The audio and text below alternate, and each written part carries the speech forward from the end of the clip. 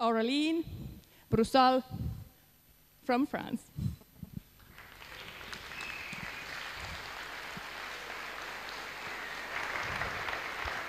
Wow. Nice to have you here. Wow, I don't know what she said, but it seemed very impressive. I was impressed myself. Thank you very much for inviting me. It's my second time in Finland, and the first time I was really welcomed, and I really enjoyed myself. It's a lovely country with lovely people, so I'm really happy to be here again. So I've been invited to speak at the beginning about strength and conditioning for young players. For young volleyball players, and eventually I will speak as well about judo in a more practical intervention. So, yeah, I've been working for volleyball for about 3 years now as a head research and development. So, most of my job is to get the young lads to the national team. Okay, so I've been focusing most of my time on researching how we could develop, how we could increase their level safely and make a better pathway for them to reach the top. And so, obviously, you don't know the French system, but it's very pyramidal. It's quite efficient, actually. We got a basic selection all over the country with performance cells. It's kind of regional centers, a little bit like this one, and we've got, I don't know, maybe 20 all over the country. And then you go to a regional, more centralized center, and then you go to INSEP, which is the Olympic campus. For volleyball, it's a little bit more specific. The national campus for the senior teams is in south of France, much more comfortable in the sun, and they're enjoying their time in Montpellier and Toulouse. Okay, so that's basically the system. So the good point is you get people from the bottom to the top, and you don't miss people. Everybody goes through the filter, and at the end you get the result of it. Okay, so that's quite an efficient way. The problem is when it's been formatted, like when it's been programmed, like 20 years ago, then you get something that is really rusty. And to change it, it takes quite a lot of time.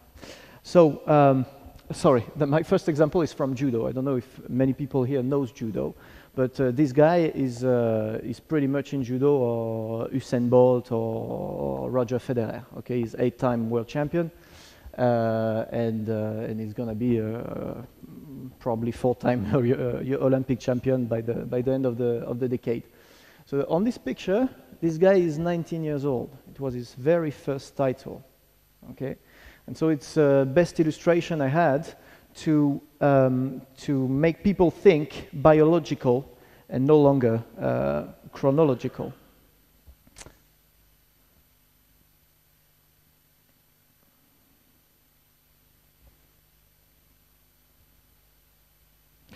Okay, so clearly two players can look the same age chronologically, but definitely age differently.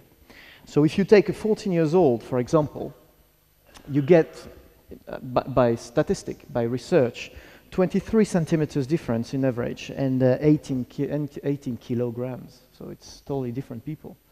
Okay, so you obviously can't train them the same.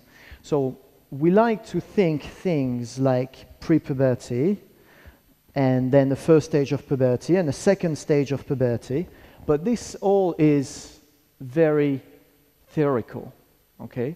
And the message we try to deliver in our centers is be careful, because the group you are doing, this is purely theoretical.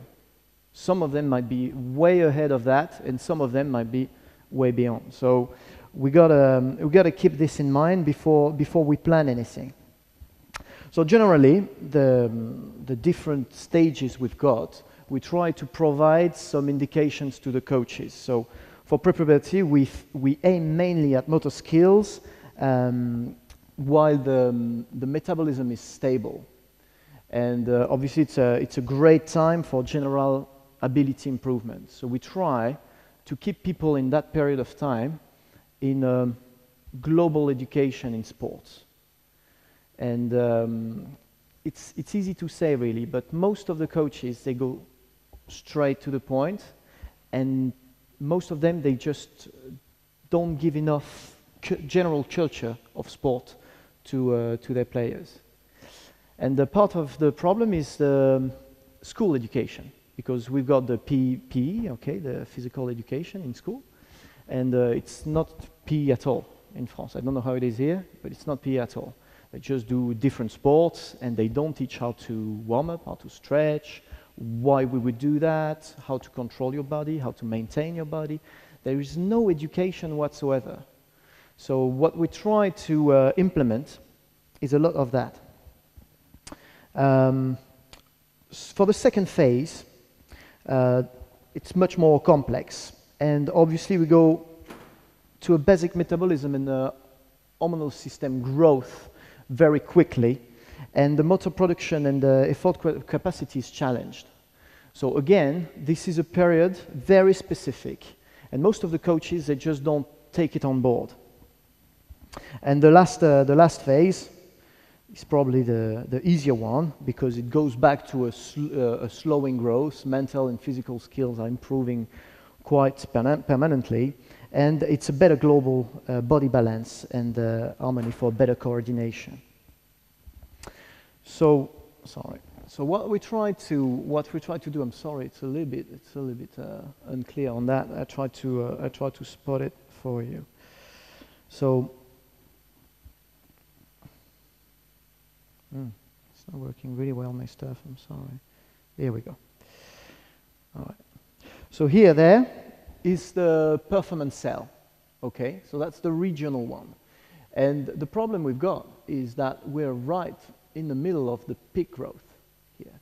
And so here the growth is accelerating massively, and we've got people that are changing so fast that sometimes I go for like a national tour early in the year. 6 months later, I don't recognize the people I've been testing 6 months before.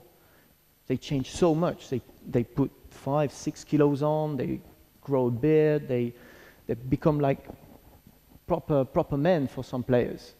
And so obviously all the testing we do, well, most of it is irrelevant, but I'll come back to it later. So what we try to communicate on is, okay, we've got this situation here, and around it we've got some nervous dominant training at the early stage, and then we go for hormonal and nervous training. But this can move from left to right according to the people we're coaching. So we really need people to be aware that there is no one fit-for-all system. And that's what we've been fighting, because everybody is training the same way year after year. That's how the system was. So what we try to implement as well is this Canadian vision. You know, I've seen some, I didn't understand all of it, but I've seen some of the progression I know from long-term development of young athletes, which is very popular in North America. And the Canadians, they've been very proactive with that. Okay, and so what we try to explain to our coaches is the pyramid thing. So again, you get the chronological age in the middle of it. Okay, so okay, you were born age 0, and when you're 5, you enter to a general preparation and go through fundamentals. Okay, that's the basic system. But that's not the only thing that will influence the system, because here you have the general training age, and this is the age you've been doing things. And in France, most of people during the very early stage here, before 5 years old, most of them, they do judo. So it's very specific. When they start volleyball at 6, 7, they're not empty of motor skills. They're not zero knowledge. They have some background already, okay? And if you take 2 children, one that didn't do anything before volleyball and one that did judo, gymnastics, or whatever he can do before 5, it's a totally different person. And then you get the specific age on top of that. And so all this age combined are kind of fast-tracking the pathway. And that's what I try to explain to coaches when we give them the methodology. We say, watch out, because even if it's a team sport, you're going to have to individualize. You're going to have to split the contents. You're going to have to make sure that we spend time on general preparation and fundamentals if they still need it. Because if they don't, you're just wasting time, precious time. And then don't swap each part of it, because obviously the learning to train is very important. And again, another very big specificity of volleyball in France, even though we have today a very successful national team, it doesn't reflect the level of volleyball in France. Volleyball in France is a very small sport.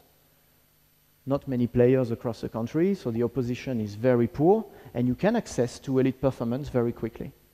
Much easier than in judo, than in football, than in tennis. So some people, when they arrive here, they have no experience whatsoever. And they're here, they're like 13, 14, sometimes they're coming from the islands of the old colonies, because France have a lot of them, okay? New Caledonia, Tahiti, stuff like that, where you've got strong and tall people, and they come to Metropole, and they're basically beginners. And again, that's another level of individualization. You can't, for this kind of people, go straight to training to train, because they didn't hit the previous boxes. Yeah. So for the girls, it's pretty much the same, except everything starts a little bit earlier. Okay, they're always to make it simple. They're 1 year or 2 years ahead of boys. It's never good to generalize, but most of the time it's like this. So again, training girls and boys can't be done the same way. Okay, but that's very common things. So when we get to specifics, one of the problems we have, specifically in volleyball, is the fast happening growth.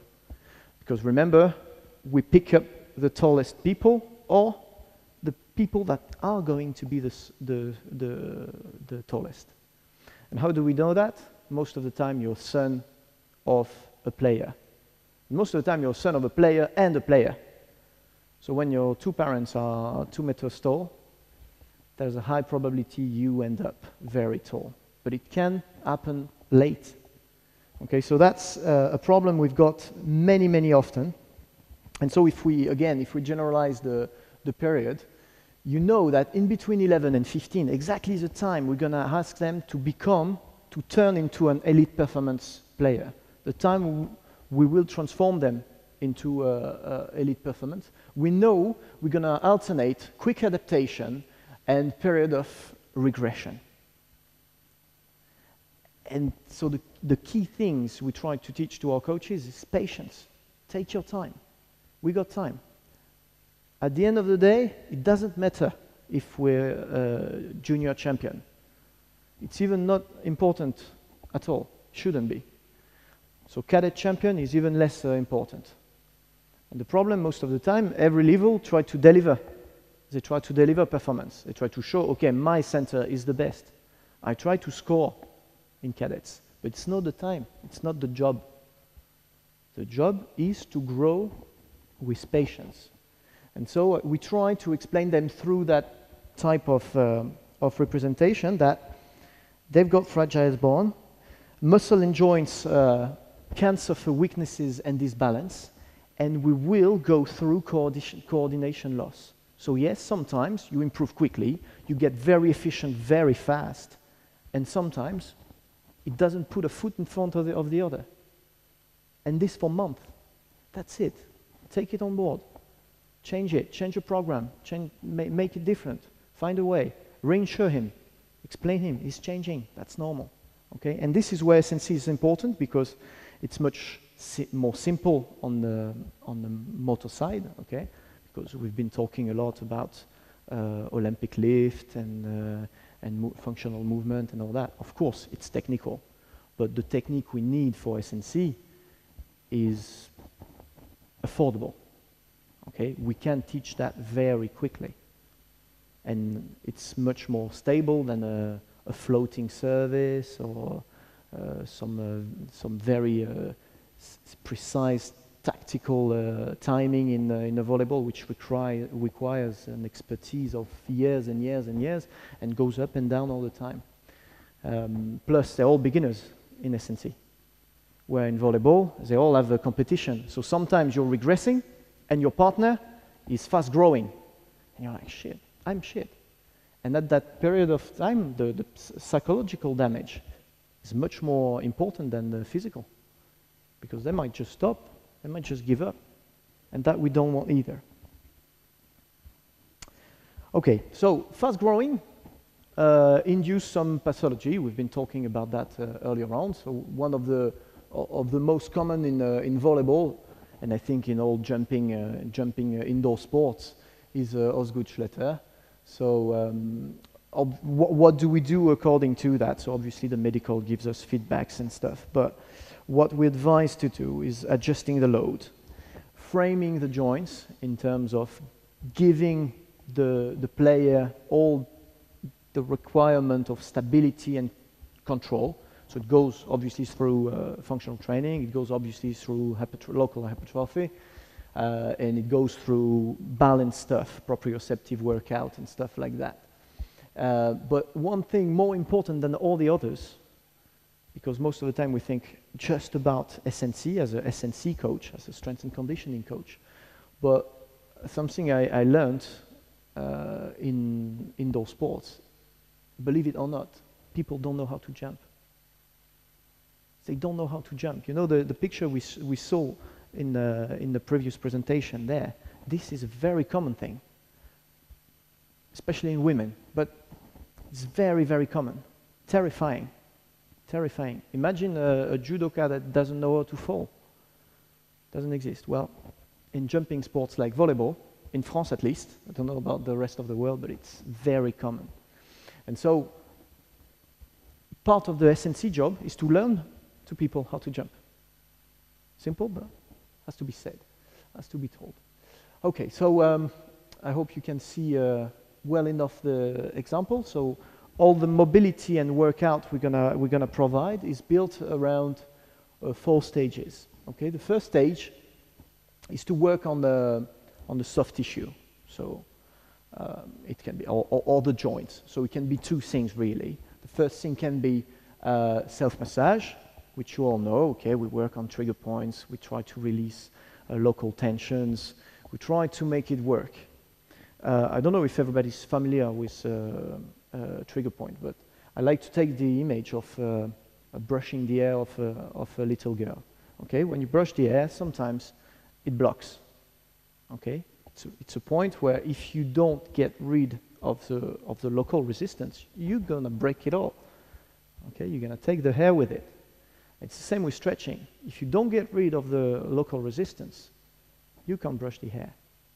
So first of all, try myofascial release. Try to let it go, to learn them exactly the points where there are resistances, and that's the first part of the circuit. No matter what we do, we start with that.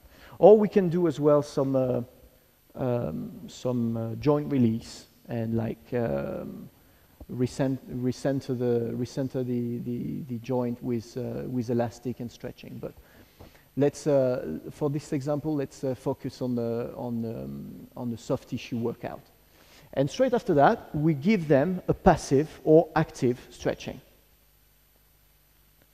So the aim of it is to increase mobility right away. But it's not just localized. After that, we need to put it back into a global chain workout, and this is the third phase, which is pretty much putting back mobility into it. And most of the time, people that are quite aware of mobility stuff, they stop here, where it's important to replace some specific solicitations after that. So it can be plyometric workout. It can be more complex movement, and sometimes even loaded movement, because the load itself will help you to go a little bit further in the mobility. So 4 phases. 1, soft tissue workout. 2, stretching, 3, mobility, and 4, loaded mobility.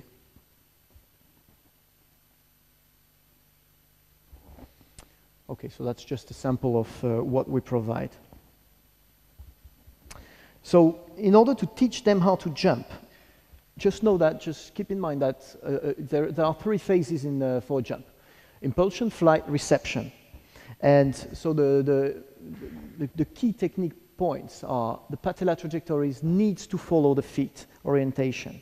Okay, so no bend inward, no bend outward. Takeoff and landing from toes.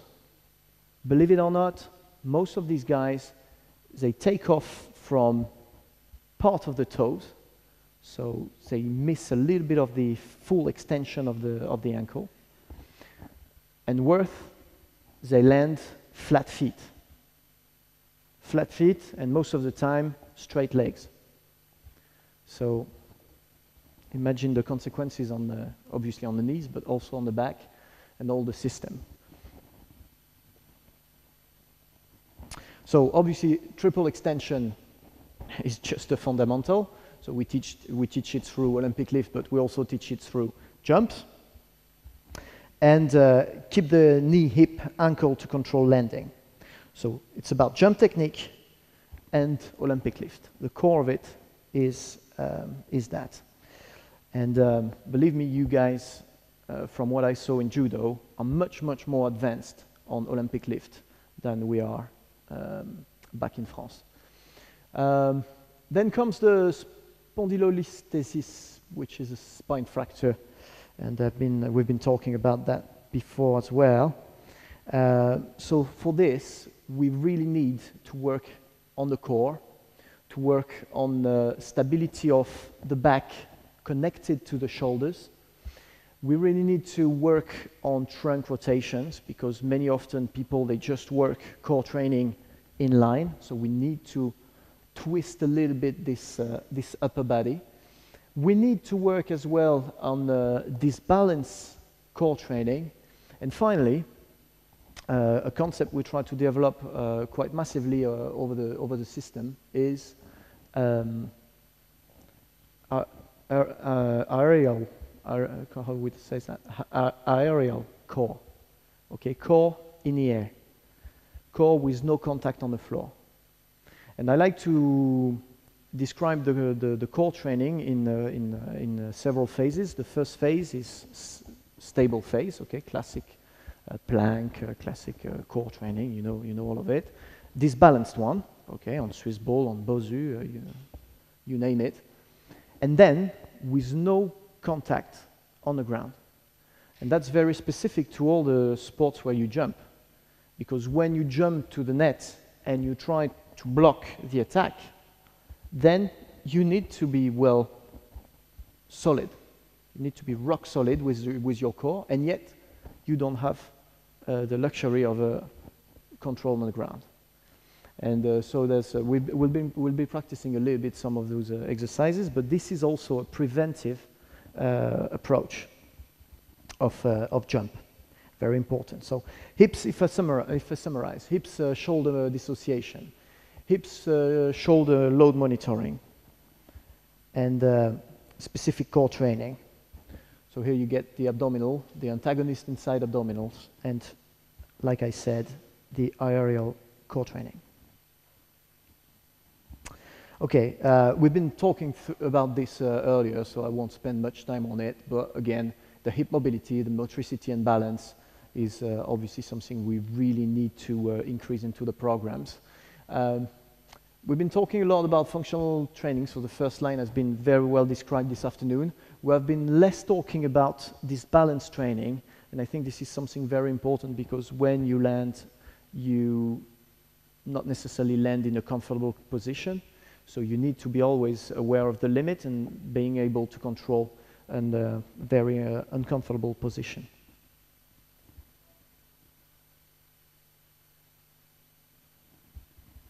And specifically about this spine fracture, spine fatigue fracture. we have an approach a little bit more specific for the kids that would be exposed to that. So remember, the kids that are facing a fast-growing period, not all of them, but some of them, might go through a very progressive implementation of overhead weights. So we would start from mobility, we would start from control, we would start from understanding the power of the legs, because most of the kids, you know, when they have legs tall as I am, they just don't realize they can go so low, they don't realize they can generate so much power from the legs. So we start from that before we bring up some extra weights very far away from the head. Because remember, we're talking about guys that are 2 meters tall at 13, 14, okay? So that's not normal people. So sometimes you feel your barbell is heavy and away from your head. Imagine if you have double the size of the arms, okay? So that's very specific as well to that type of profile. So we make sure the previous points are okay. Core training, leg strength and power, and then we go step by step. Again, we have time.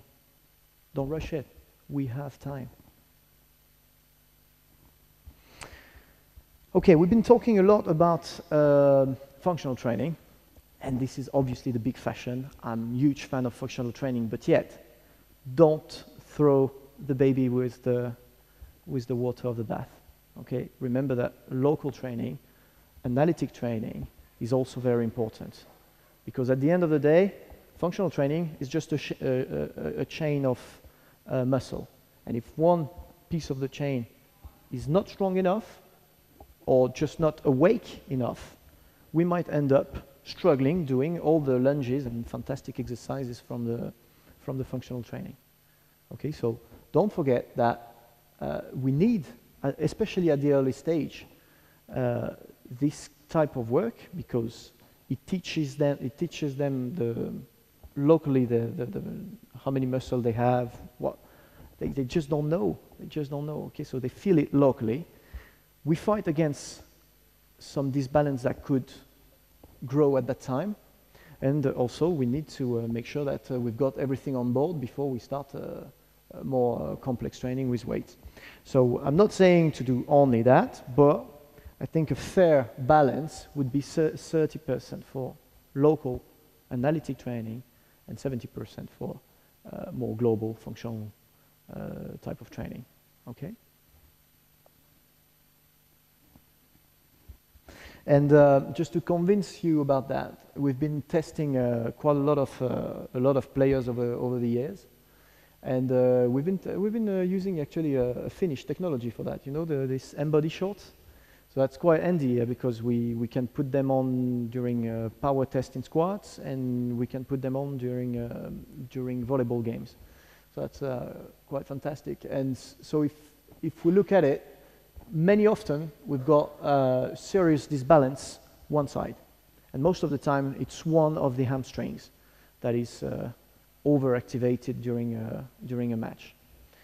So obviously in that very specific case we need to activate it through the muscular chain, so lunges, arabesque, whatever, but we also need to reinforce it, because at one point there is a lack of strength. There is a lack of strength or activation.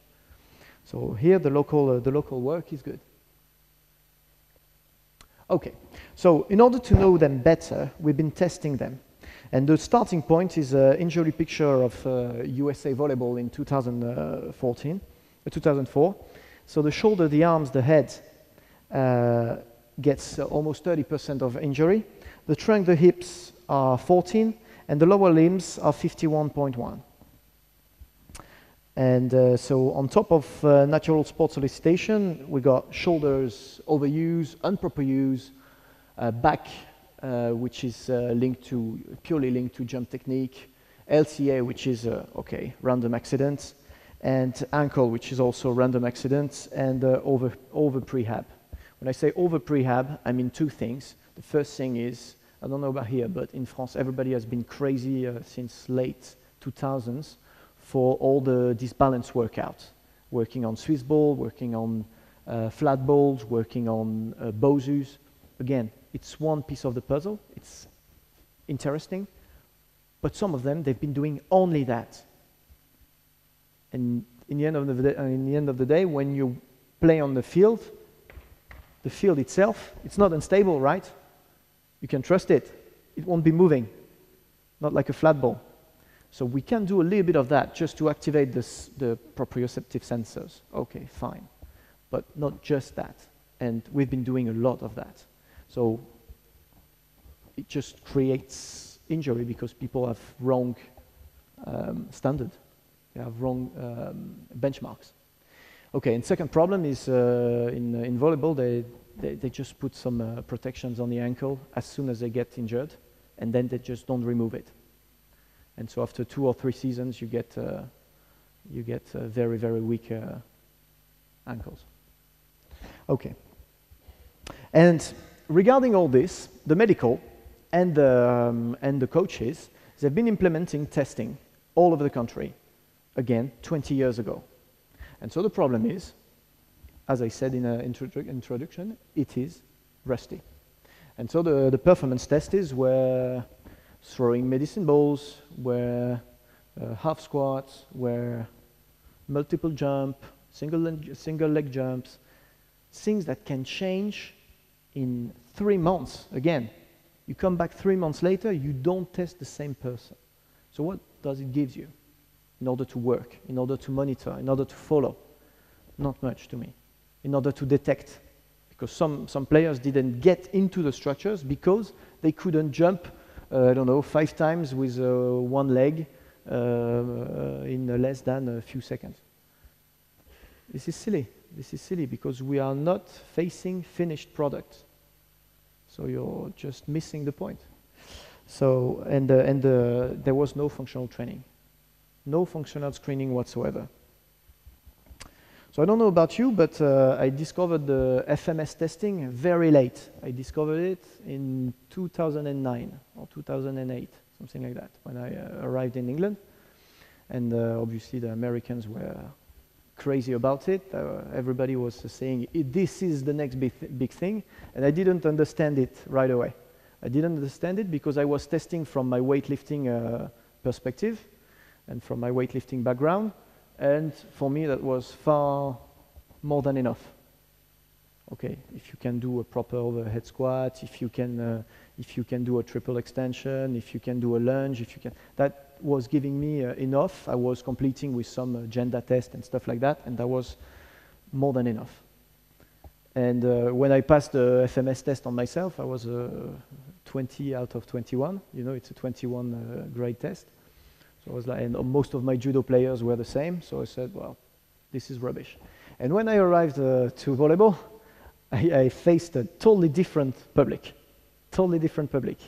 Those people, again, they are literally playing, wearing jeans and fancy shoes. All right? They can't squat. They can't squat.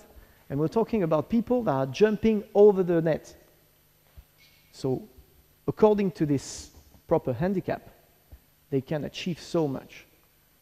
But there we had the results. I'm going to show you in a minute. So just to make sure that everybody knows what FMS test is, I'm just going to try to play the video if I can. Yeah. So we have quite a big experience into it now, because we've been testing over, well, when I did the study, it was 191, but since we've been testing much more. So we have a quite huge background in testing with FMS. So 200, almost 200 tests, 100 girl, 100 boy, more or less. And we doubled it with specific mobility tests for volleyball: shoulder mobility, hip mobility, and ankle mobility. And the results are terrifying. So just for those who don't know FMS system, it's a 3-grade ranking. So if you get 3 points, that means full mobility. If you're 0, that means you're basically injured, and everything in between is something you need to be working on as a priority, to make it simple. So if you look at a clear blue, which we should have massively, it's a disaster. And obviously you can see that for the upper body, for the girls, and for some other tests, they are way below what we should expect at that time. So we have maybe 20% of the girls that are below 12 out of 21, and most of them, they don't exceed 16. So knowing that around 15 you're really concerned about the short-term exposure to injury, we have a serious problem. And believe me, I've been moving from one sport to the other, from one country to the other, and it's not localized. Okay, this is something that I find in different proportions or different areas of the body, but it's always something we have to deal with. And so the boys are not doing any better.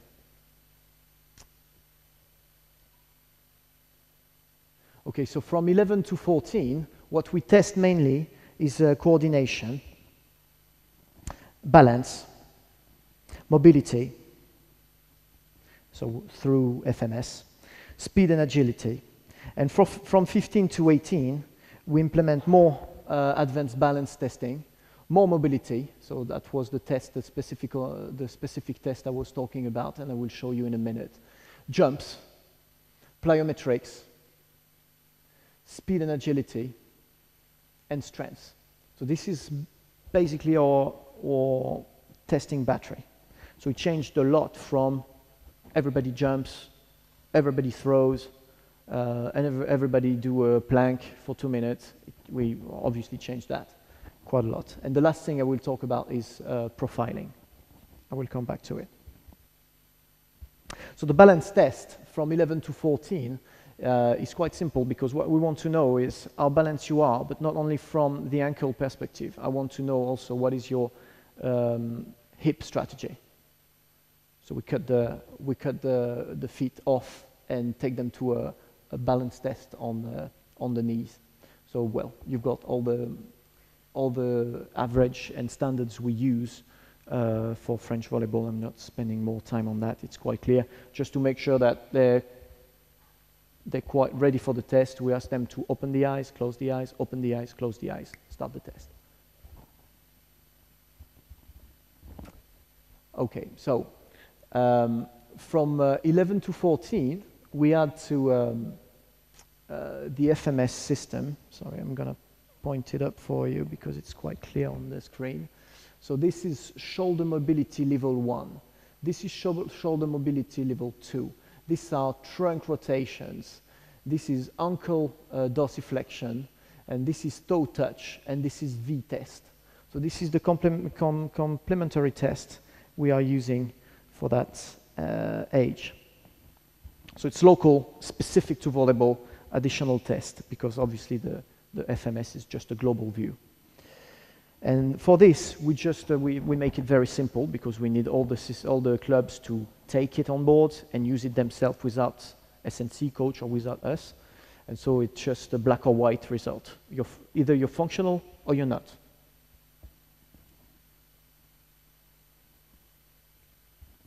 So the balance test we use for the advanced balance test. You remember the first balance test was ankle and knee.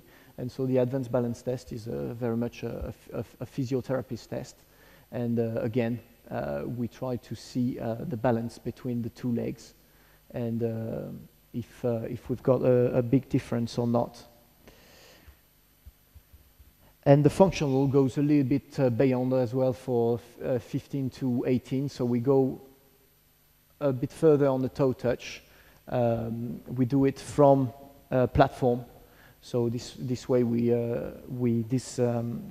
try both legs. So instead of just trying to touch with the two legs, you're gonna bend one and then you bend the other, and that again allows us to know if you're balanced or not.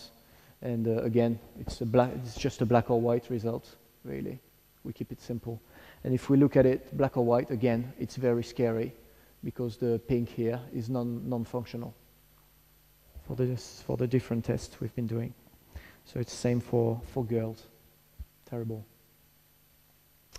So what we want for a functional volleyball player is shoulder mobility and stability, hip and ankle mobility, core stability, and trunk mobility. Okay, this is what we need to say, okay, this player is functional. This player can play with no risk whatsoever. What we have are ankle locked, stiff posterior chain, weak shoulder rotation, weak lateral throws, stiff hips and quads. Terrible.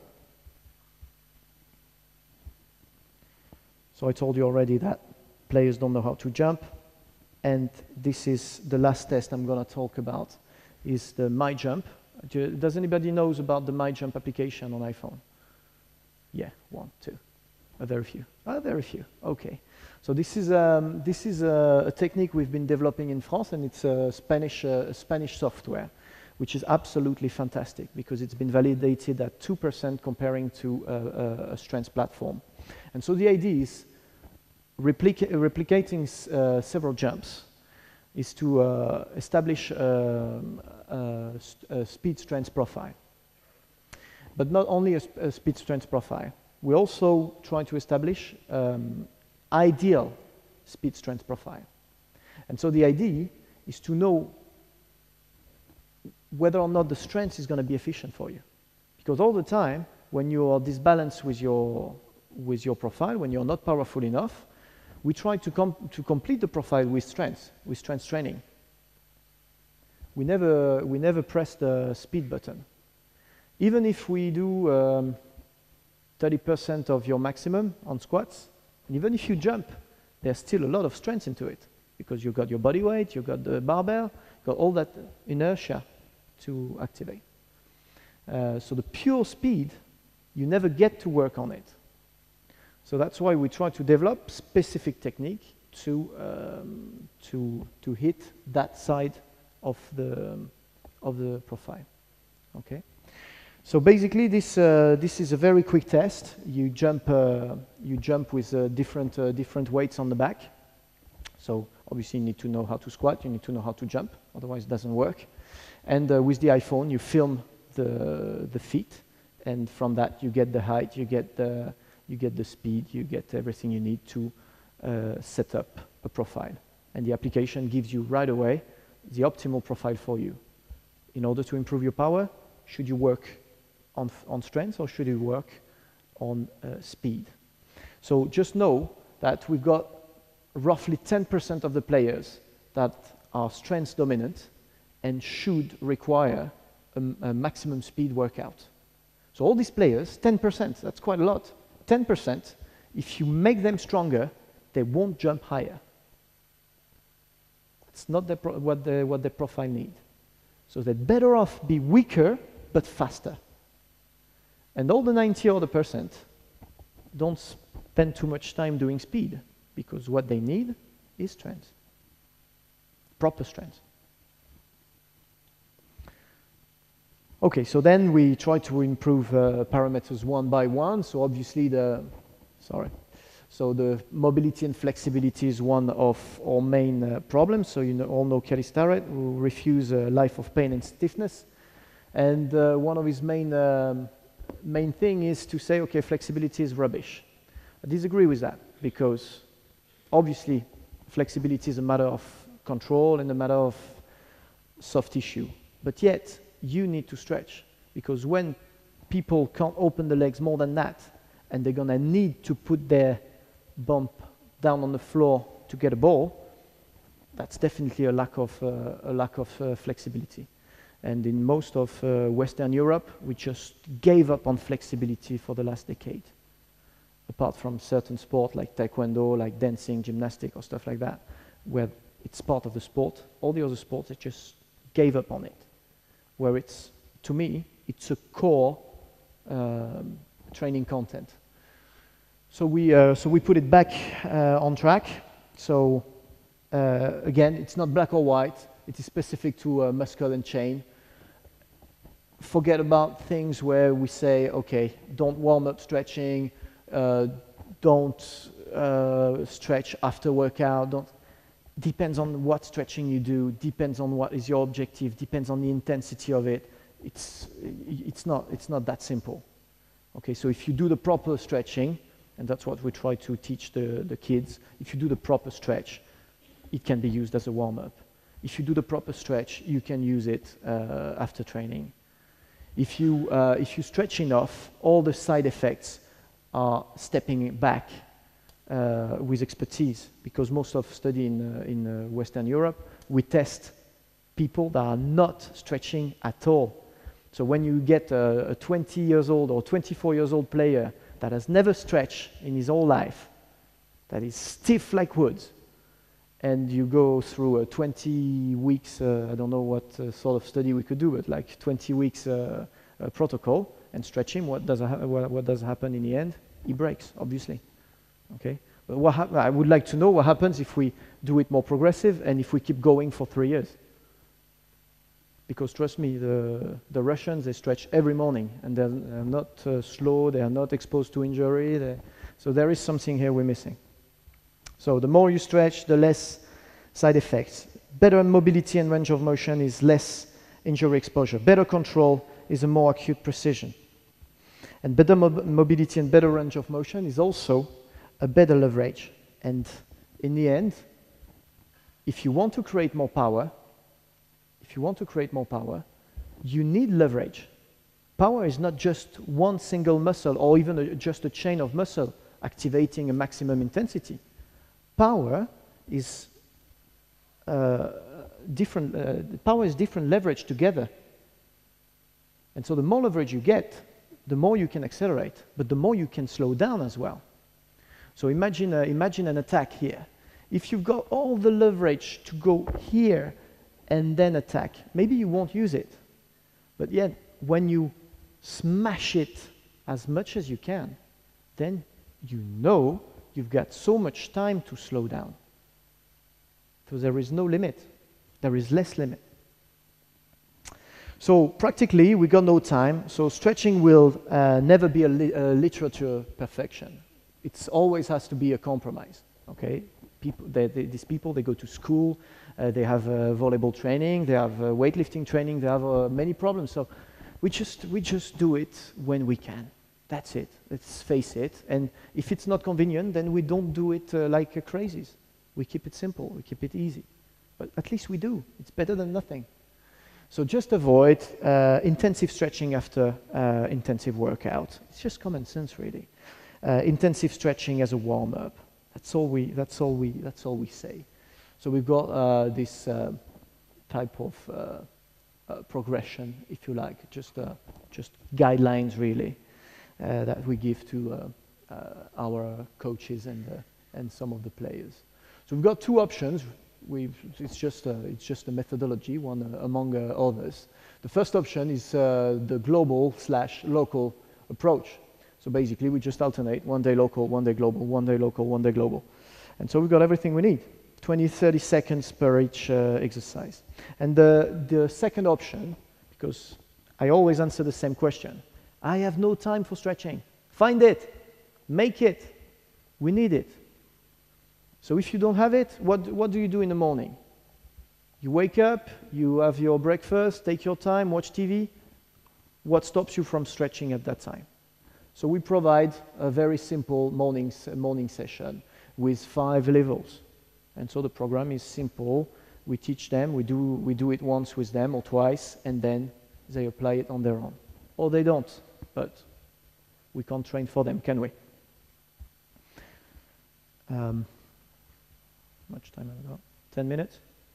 Cool. About 8. Ooh, tic-tac. Okay, so for mobility, again, that's what I described earlier on. We've got 3 stages. The first stage is self-release massage. The second stage is self-release massage plus mobility. So we combine the two. But we always start with the self-release massage because we need to teach them how to use the ball, how to use the foam roller, how to behave, how to track the point of the sensible points. And also, this is the most addictive part of it, because most people, they don't want to stretch. But when they learn how to self-massage, most of people, they get a hook on it, and they quite enjoy it. So we start from that. And then we put the stretching on top of it in stage 2. And stage 3 is what I showed you, but with different examples. Again, I'll share the PowerPoint, so that's no secret on that. You'll have it, no worries. But you understand very well the methodology. It's 1, soft tissue; 2, stretching; 3, mobility; 4, we put it all together. About strength, with the 7 minutes I still have, I like this quote. Both coaches and scientists know that it's not possible to turn a donkey into a racehorse, but with the exercise and training and hard work, at the most, we turn the donkey into a fast and explosive one. So again, the ongoing dispute is a dispute that aim at the short-term result, and we have time. We take the time. So if you look at the dispute clearly about strength, I don't know how it is here, but in France it's still quite passionate. But the problem was at the beginning unreasonable people, unreasonable coaches that caused discredit.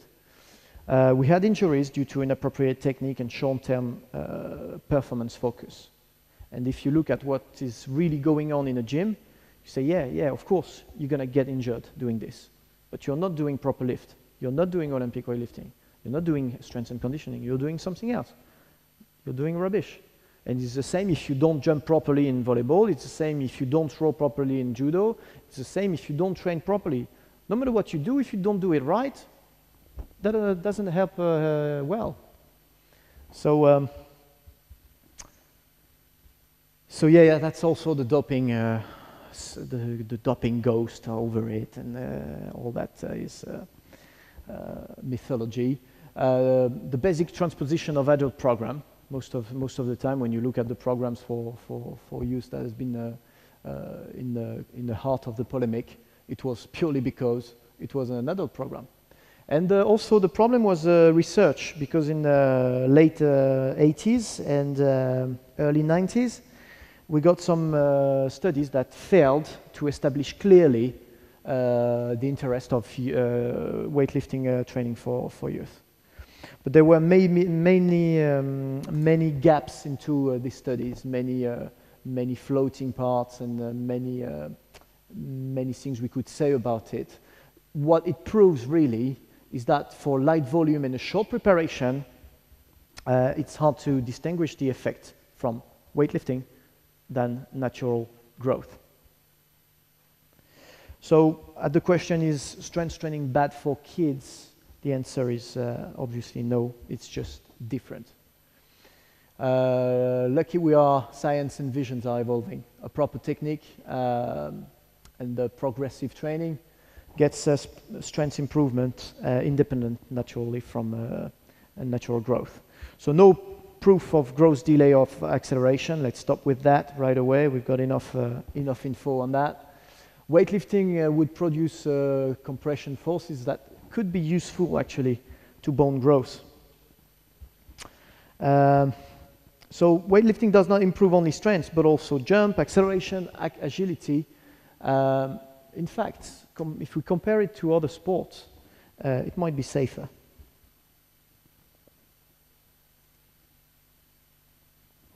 So max strength remains the heart of the debate, and for the kids, well, okay, teenager strength in many modern studies is as trainable than adults. And absolute strength, when we say absolute strength, we mean the maximum of the maximum, is much more debated. Okay. So spectacular adaptations for teenagers before hormonal peak are more neuromuscular. That's what I was explaining on the first slide. And max strength is clearly not appropriate for the very young one, but this is just common sense, isn't it? So we're fine with that. Technique, control, balance, rhythm versus mass, volume, ultra performance. That's mainly the message of our programs. And yeah, that's quite cool. So we go for linear training. You know, everybody is going crazy about non-linear, changing stuff, and obviously this is not good for kids. They need consistency. They need to go through stages. We need to take time. Don't rush it. Again, monoarticular and local training remains important at the early stage. Global movement is very important, crucial, but it's not the only way. So that's the typical load we provide in our performance cells, which is decent, reasonable, really. So the approach for, sorry, I told you I would be a little bit longer. Can I have 4 minutes, 2 minutes, 3 minutes? Deal? Okay, 2 minutes. So we have 3 different ways to do things for Olympic weightlifting approach. We have the global learning system, because some of them are reacting very well to that. Okay, I show you the movement, make it your way, and let's build it from that. Okay, and into it, we load up, unload, load up, unload, and they structure the movement like that. For more classical learning, we've got obviously the divided approach with semi-technical, and we've got the motor skills path with all the functional approach. So we keep it open. There is no like a school of Olympic weightlifting in volleyball in France. We try to make it again as specific as possible with the different people we might have to face. So that's more about the programmation. I won't have time to go through it, but basically we have 3 seasons. So the first season would be the basic, the second season would be the stabilization, the third season would be the development. And into it, I give you all the number of sessions we allow to each of the parameter, prehab, weights, flexibility and mobility, and it's just, again, a way of building up things and make sure we tick all the boxes in the right order before we get to maximum intensity. And that's the global long-term development plan with the different parts. So yes, you have the technique that goes all the way, obviously, because this is the core. We have this is a men program, a boy program. Okay, so the girls would be shifted on the left side a little bit. Here we've got the first period of power development. Here you got a second one, third one, and we go up and up and up. The hypertrophy comes quite late into the development, and the strength becomes a priority quite late as well, and very progressively. And we've got that for flexibility, endurance, plyometric, functional training, and so on. And the top of the graphic is what I showed you earlier on, with always our growth peak period, which is quite crucial, and this is where we need to be very focused and very prudent. Thank you very much for your attention, and we'll keep talking later. Thank you, Aurelien.